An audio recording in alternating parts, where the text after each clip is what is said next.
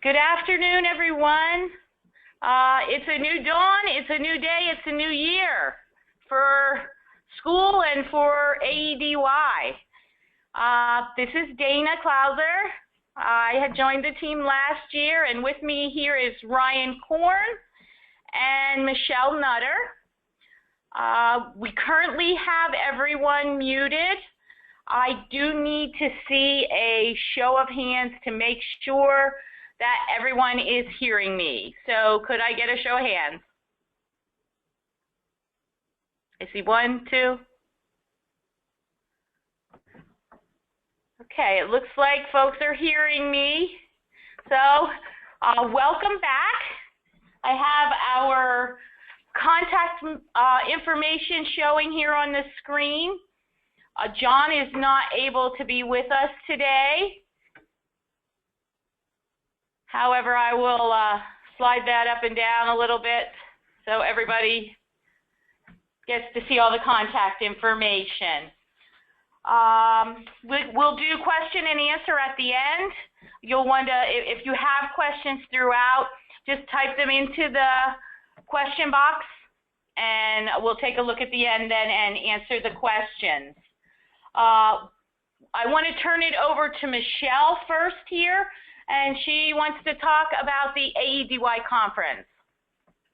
Hi, everyone. Welcome back to a new year in AEDY. We, the team, are very, very excited to be able to once again work with you together as we build our professional learning community. So for those of you who were able to attend the conference, which was held August 1st, 2nd, and 3rd, I think you'll all agree that it was a wonderful time for us to come together as that PLC and being able to engage in professional development together that really was targeted to the needs of AEDY programs. So I hope that you all found it to be uplifting, re-engaging as we get back into the new school year, and that you learned new things. In looking at the feedback from the evaluation survey that was sent out to participants, looks like for our 2 keynotes, we had Dr. Tyrone Howard, and he was rated at 93.3% of the attendees saying he was either exceptionally high or high quality. And I just lost my page with Jane Bluestein, and she was similarly, I think, about 92%. So I think the folks who attended would agree that we had a great conference and great speakers. We are already gearing up and planning for the 2017 conference. We had a number of folks who said August is a great time, let's do that again. And then we had a number of other folks who said August is an awful time, we couldn't get anybody out of the office to attend. So what we're going to do is create a survey that will go out to all of you. And one of the questions is going to be, what's the best part of the state to hold the conference in? And another question will be, what's the best time of year to hold the conference? We're also going to be asking you, have you heard a speaker that you would like to see us bring to this conference? We're also going to be asking for feedback on topics of workshop sessions that you would like to see. So I'm hoping to get that out to you within the next 2 weeks or so. So be on the lookout. We will be sending that out, and we want as many people to participate as possible so that when we make our selections for date and location and all that good stuff, it really is reflective of the wants and needs of the field. And that's all I have. All right, everyone. Hey, it's Ryan Korn. Just wanted to give you guys a brief update and just speak a little bit about end-of-year reporting. I know that we've been working hard with everyone to get through this end-of-year reporting. We gave the extension to September 30.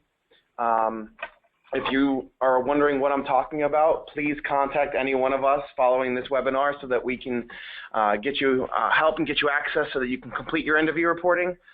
For those of you who might be having issues with your end-of-year reporting, please reach out to us as well. If you're logging in and you're not seeing any programs, or if you're just having access issues or data questions with where to put certain data points, please contact us. If we cannot help you, we can get you in touch with the systems administrators at CASIS who control the Safe Schools end-of-year reporting. The next topic I'd like to go over is an exciting new grant opportunity here at the department for AEDY programs. It is for in-house programs, IU programs, or private providers, and the grant title is Promising Strategies to Enhance AEDY Academics. The grant is it is a competitive grant, and it is going to open on October 3rd. And grants will need to be postmarked by October 28th. And what the grant entails, it's designed to enhance student academic performance in all types of AEDY programs. It's designed to keep the academics at a level that students can successfully transition back to the regular education setting. Grant projects for this opportunity can focus on one of the following: career readiness, communication with parents, teacher quality, curriculum and assessments, use of data, technology enhancements, purchase of curricula, or if you have some unique idea of your own, as long as the overarching goal is to improve AEDY student academic performance, we welcome and suggest that you submit a grant. Grants are going to be awarded based on student enrollment. So if you have a program serving up to 150 students, 0 to 150, you may apply for a maximum of $50,000. While programs that serve 151 students or more may apply for a maximum of $100,000. We have a total of $500,000 up for grabs, and like I said, the grant proposals will be due. Due is not a good date. They must, or not a good statement. They must be postmarked by October 28th. Now, in preparation or to help with preparation of your grant proposal, we are going to do a webinar on October the 11th at 3 p.m. where we will walk through the application and just give you some examples of what we're looking for, the types of information. In case, you know, the wording might throw you off a bit, we want to make sure everybody understands the process and what we're looking for. I expect a pen link announcing the opening of the grant and the link to the grant application will go out either Monday or Tuesday next week. Just keep checking the PDE AEDY page because that's where the application will be posted. If you have any questions, want to reach out now, we're fine with that as well. Just give us a call or send us an email. At this time, I want to give you the AEDY monthly webinar schedule for next year. If you just bear with me.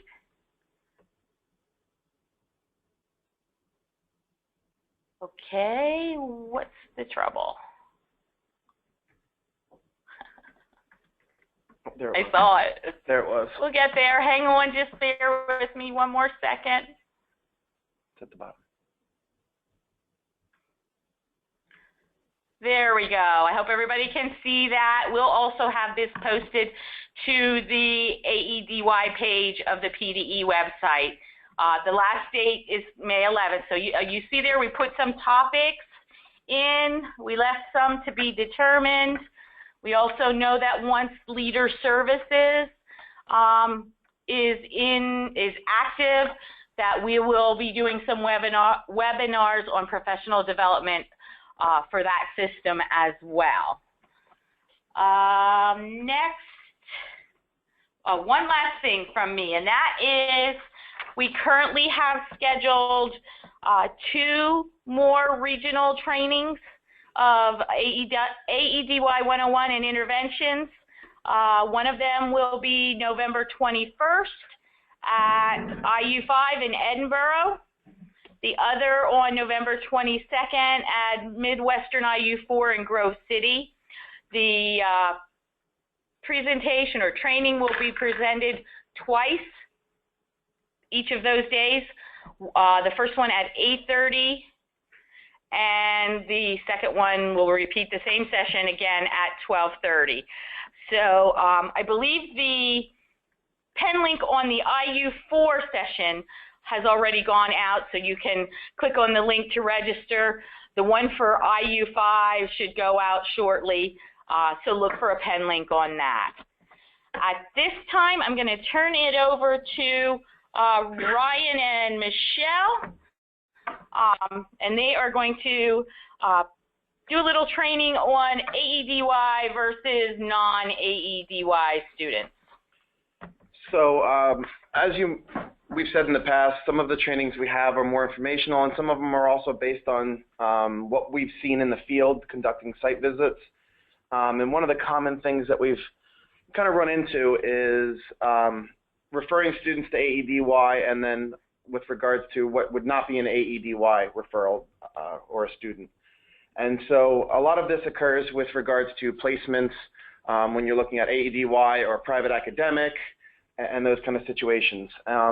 When we get these questions that come up to us, and we frequently do, some basic questions that we ask people, one being, does the student or students meet one of the 7 criteria outlined in AEDY statute? So there's the 7 criteria for placement, meaning that the student is met the definition for disruptive student. They are creating a safety risk in the school setting and interfering with the educational process of other students to a marked degree in one or more of the following 7 areas. And those 7 areas, as many of you know, are the 7 reasons for placement in AEDY.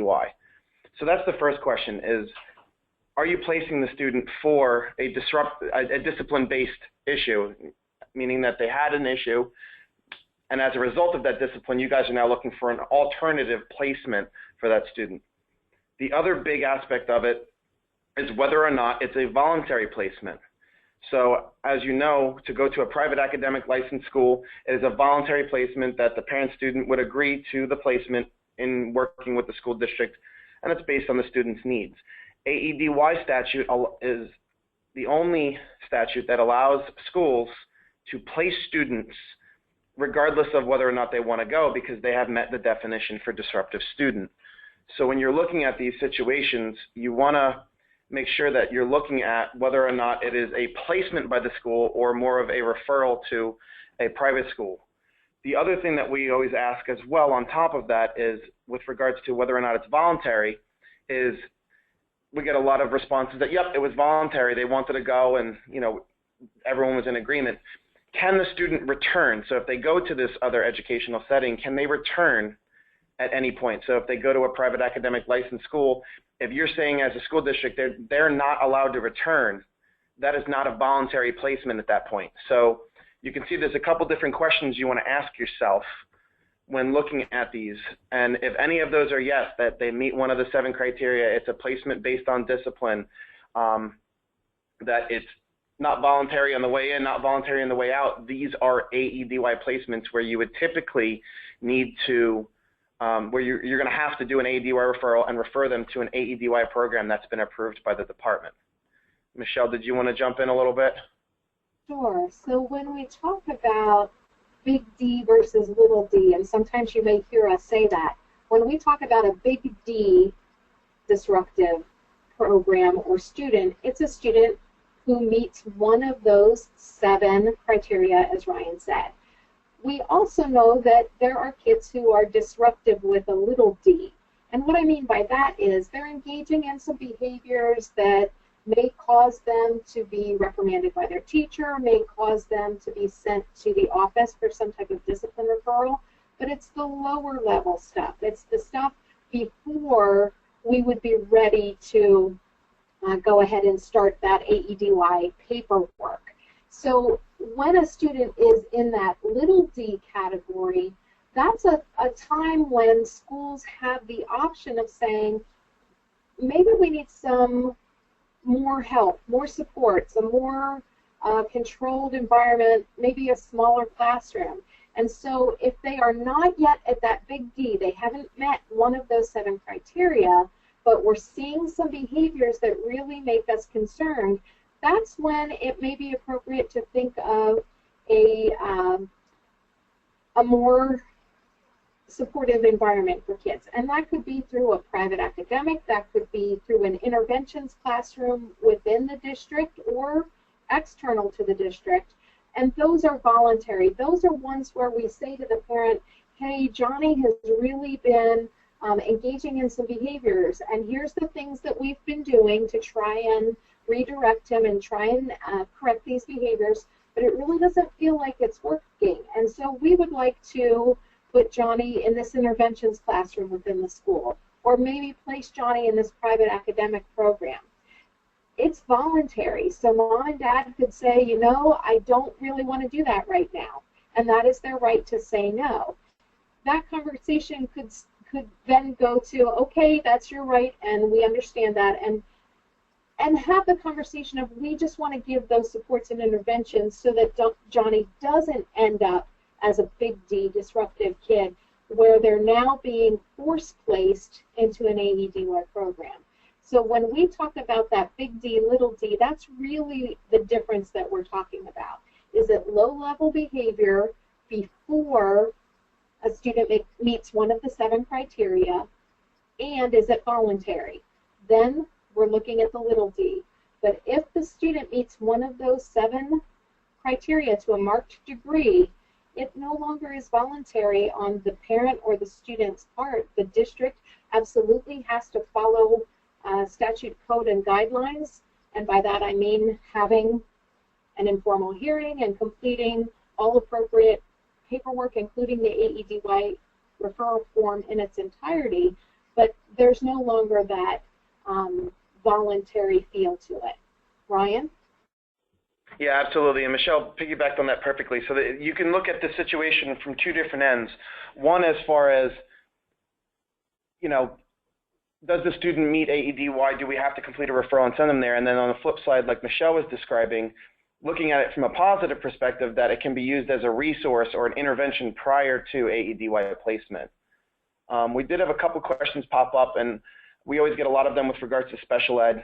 The basic pieces of it is that with special ed students, you have to follow AEDY and IDEA regulations. If you have specific questions, we can get you the contact information for our special ed advisor, Bob Moore. So just reach out to any one of us. We can get you connected with him, and he can answer the specific questions with regard to the special ed. Not that we can't, but we prefer to go to our expert on the team to address those. But the basics of it is you have to follow both aspects of it. So it is a more difficult process, but we still have to follow the IDEA regulations when looking at AEDY placement for special ed students. We do have a couple of questions. Someone is asking to provide the dates and places again. I'm assuming that is for the regional trainings titled AEDY 101 and Interventions. And those dates are November 21st at IU5 in Edinburgh, and November 22nd at Midwestern IU4 in Grove City. 2 sessions at each. The material will be repeated 8:30 and 12:30 for each of those. Someone is inquiring about the session that we canceled at the CCIU earlier this week. Again, we apologize, and yes, we are looking into rescheduling that, possibly the week of October 17th, but we will definitely get a pen link out when we know for sure. If that week doesn't work, we'll probably have to push it out to December sometime. Did you answer the question about the voluntary referral? With regards to IEP students, yeah, we'll have to look at AEDY and IDEA regulations with regards to that. As far as private academic licenses, programs are licensed in many, many different ways, so you'll have to look at what they're approved for. We were just at a program that served as an AEDY on one side of the building and then private academic license on the other, and in their license, you can actually see the different groups that they are approved by the department to, that they are licensed by the department to provide to. So you'd have to talk to those providers to see what they are approved to work with. There are questions about whether there are supposed to be slides or a PowerPoint. No, the only two things that should be appearing on your screen are the contact information and when I switch out and bring up the webinar dates. So just to wrap up the AEDY versus non-AEDY, I know that it's very complicated and it's a lot of if, then, maybe as we describe it. If you have any specific questions, please do not hesitate to contact us. We make ourselves available to scenario-based questions and anything that you might want help with. Did you do that one? Yeah, that's all under the... Scrolling on down here. Someone's looking for passwords for CDT for private providers. You would want to contact Data Recognition Corporation. Frank, if you email me, this is Dana, I can give you, I don't know it anymore off the top of my head, but I have an 800 number and a email back at my desk that I can share with you to contact DRC. Okay, so we have another question. I'll let Michelle answer this. I'm just going to read it to her first. So after a student is identified as an AEDY student and the LEA wants to transfer the student to a different AEDY program, is a new referral process required?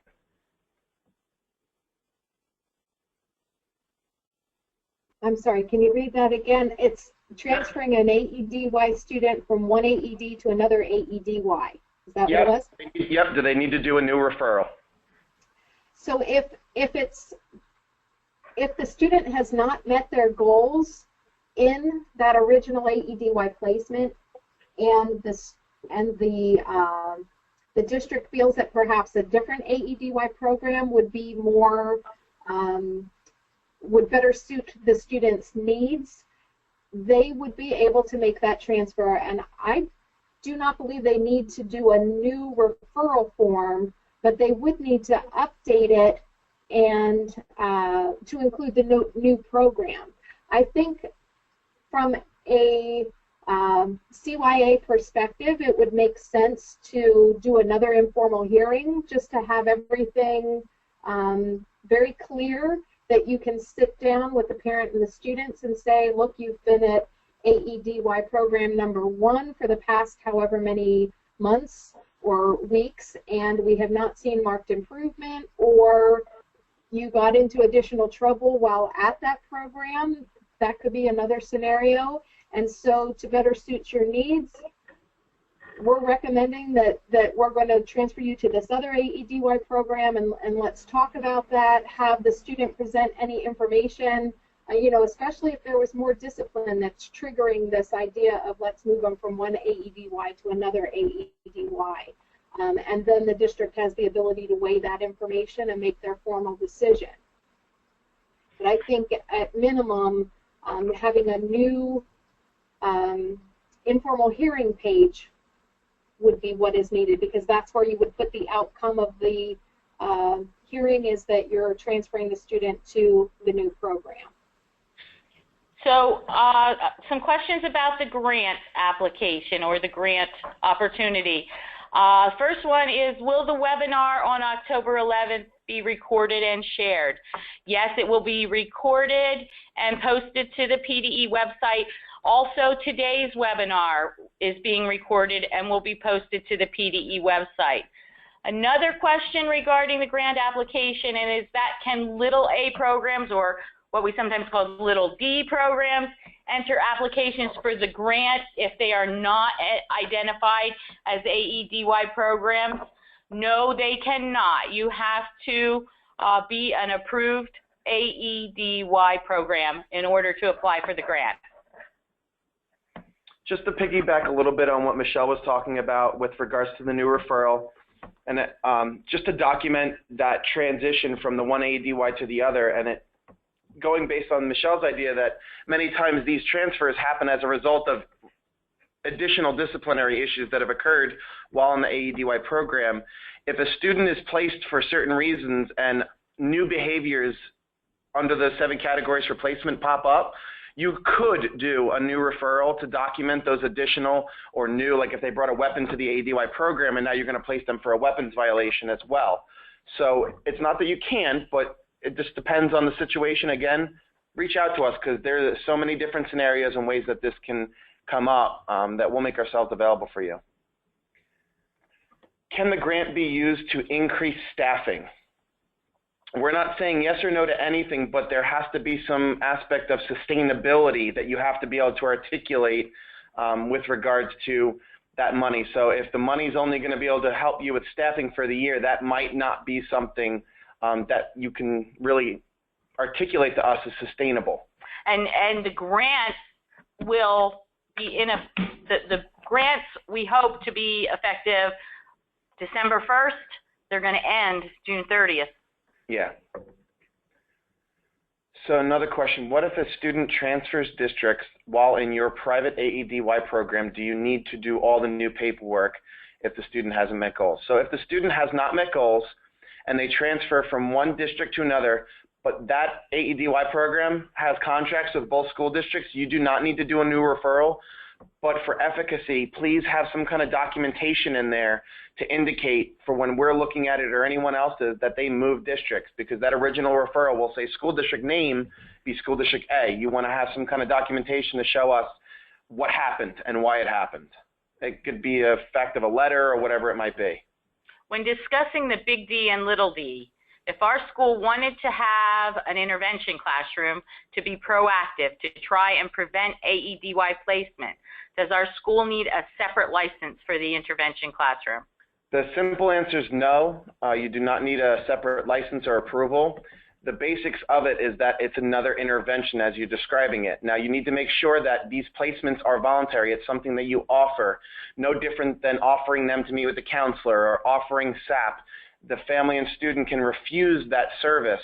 Now, it could result later down the line in them ending an AEDY placement, but it needs to be an intervention, so it is voluntary. As long as it's voluntary, and the other piece is that you must provide all aspects of Chapter 4.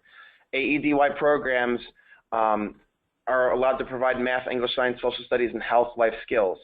Students in a little d program must have access to all academic curricula as any other student would. But let me just add that we love to see intervention classrooms in school districts, and it can be utilized both coming and going. And what I mean by that is when we start seeing behaviors, we can use it as an intervention to hopefully not need to make an AEDY referral. But sometimes we know that does happen. We could also use that as part of the transition plan back to the regular ed setting so that students are transitioning from the big D AEDY program back to that intervention classroom for a time that allows the students to get their feet wet back in the regular ed setting and being able for them to build on their skills before they fully 100% transition back to the regular ed setting. Yep. Thank you, Michelle. And again, same thing that goes for everything else. If you're looking to set one up or you have one and you want to talk about it, we encourage this as a best practice model, so we will help you to make sure that it stays within the lines of not being an AEDY program. So you can certainly give us a call and we can help out. Looks like the questions are starting to slow down now. We'll give everyone a couple minutes if they wanted to throw any questions in there while you have us on the phone. Here we go. There we go. Can you please explain the answer again? For a student that transfers districts but stays in the same AEDY program, do you need to have an informal hearing for the new district to continue placement? Yes. So the students coming in must be provided with due process coming into your district. Now, Pennsylvania School Code allows you to honor the discipline of another district. So you'd have that informal hearing. You can say, state the facts of why the student's in placement. You haven't met your goals yet, so we're going to honor the placement from your previous school district, and you're going to remain at said program. Now, if you move into if the student moves into a district and that provider, that AEDY program, doesn't have a contract with the new site, in order to keep that student there, you would have to apply to add that AEDY program to your application. Does that make sense?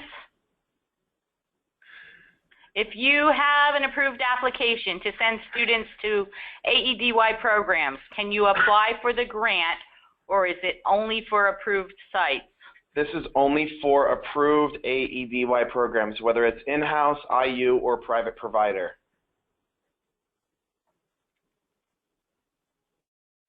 So if a district is only sending students to some other location, they would not be eligible. Yes. Okay, but you can send the student moving into your approved AEDY program, correct? Trying to make sure I have the question right. So, Renelle, if you could clarify what you're referring to on what subject we were talking about, but you can send the student moving into your approved AEDY program. Not really sure what you're asking. I want to make sure that we answer it correctly for you. If they were placed in a previous placement and they're moving into your district. Yes. Now that would be a new referral form, because it wouldn't be a completely new referral form, but you would be documenting an informal hearing. You would absolutely need a copy of the referral form from the previous placement so that you can have that documented in your student file for any kind of reviews. But you could place them in your own in-house program if they transfer in from the district and were in a previous AEDY placement, yes. If you feel like you have an unusual situation there, give Ryan a call. Oh my, yeah.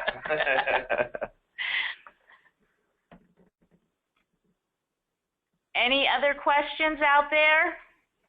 Everyone excited about the grant? Raise your hand. We are too. Yeah, we're very excited about it. If you guys have any questions before, during, or anything like that, just give us a call. We don't mind at all. We're just really excited that we have the opportunity to help out some of the programs throughout Pennsylvania.